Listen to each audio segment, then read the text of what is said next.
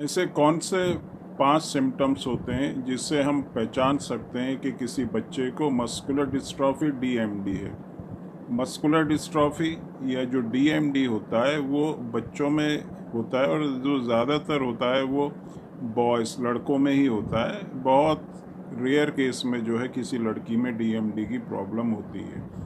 इसमें जो एक और जो चीज़ है, जो सिम्टम इसके दिखाई देते हैं डीएमडी के, वो जब बच्चा 2 से 3 साल का होता है तो उसमें सिम्टम दिखाई देने लगते हैं। लेकिन वो ऐसे कौन से लक्षण हैं, कौन से सिम्टम्स हैं जिससे हम पहचान सकते हैं कि किसी बच्चे को मस्कुलर डिस्ट्रॉफी है। अगर इस तरह के सिम्टम्स दिखाई देते हैं तो हो सकता है कि बच्चे को मस्कुलर डिस्ट्रॉफी हो।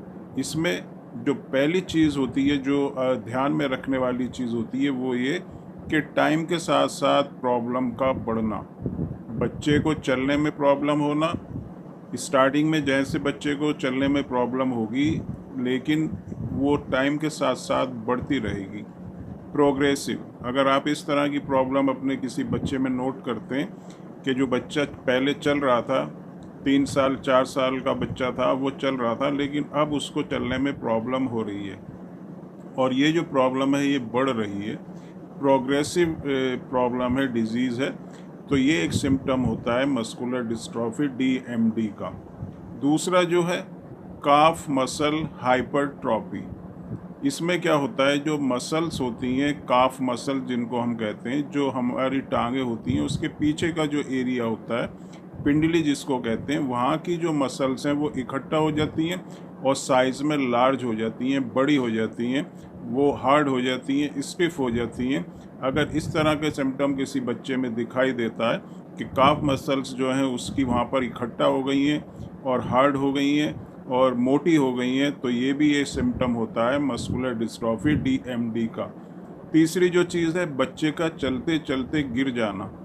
अगर बच्चा आपका चल रहा है और चलते चलते कहीं पर ऊंचा नीचा हुआ, डिसबैलेंस होता है बच्चा, तो वो गिर जाता है, तो ये तीसरा सिम्टम होता है मस्कुलर डिस्ट्रॉफी डीएमडी का। अगर इस तरह का सिम्टम दिखाई देता है कि बच्चा चलते चलते गिर जा रहा है, कहीं पर भी डिसबैलेंस हो रहा है और वो गिर जा रहा है, तो ये डीएमडी हो सकता है। इसके बाद जो एक और सिम्टम है, जो फोर्थ सिम्टम है मस्कुलर डिस्ट्रॉफी का, वो ये कि बच्चे को जो जीना होता है, जो सीढ़ियाँ होती हैं, उसमें चढ़ने में प्रॉब्लम होना।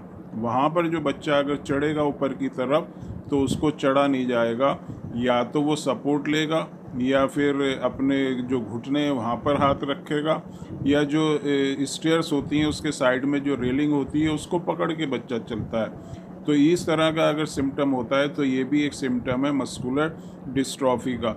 और जो नेक्स्ट सिम्टम होता है मस्कुलर डिस्ट्रॉफी का, वो ये कि बच्चे मस्कुलर डिस्ट्रॉफी डीएमडी के जो पेशेंट होते हैं, बच्चे होते हैं, वो एड़ी उठाकर चलने लगते हैं, वो अपने पंजों पर चलने लगते हैं। अगर बच्चा इस तरह से चलता है, एड़ी को उठाता है और पंजे पर चलता है, तो ये भी एक सिम्टम होता है मस्कुलर डिस्ट्रॉफी। तो इस तरह के सिम्टम्स अगर किसी बच्चे में दिखाई देते हैं तो बहुत मुमकिन है कि उस बच्चे को मस्कुलर डिस्ट्रॉफी या डीएमडी हो सकती है। पहली कि वो प्रोग्रेसिव हो रही है, उसको प्रॉब्लम टाइम के साथ साथ बढ़ रही है, काफ मसल्स जो हैं वहाँ पर इकट्ठा हो रही हैं, मोटा हो रही हैं, सख्त हो रही हैं, हार्ड हो रही हैं। उसके बाद जो है बच्चा चलते चलते अगर गिर जा रहा है, और उसके बाद जो है स्टेयर्स पे ऊपर जीने पे चढ़ने में बच्चे को बहुत ज़्यादा प्रॉब्लम हो रही है। और जो पांचवा सिम्टम है वो ये कि बच्चा अपने पूरा पैर नीचे रख के नहीं चल रहा, अपनी एड़ी को उठाकर चल रहा है और अपने पंजे के ऊपर चल रहा है। तो इस तरह के अगर ये 5 सिम्टम किसी भी बच्चे में दिखाई देते हैं तो उसको डीएमडी हो सकती है। डीएमडी होने के बाद घबराना नहीं है, पेशेंस रखना है।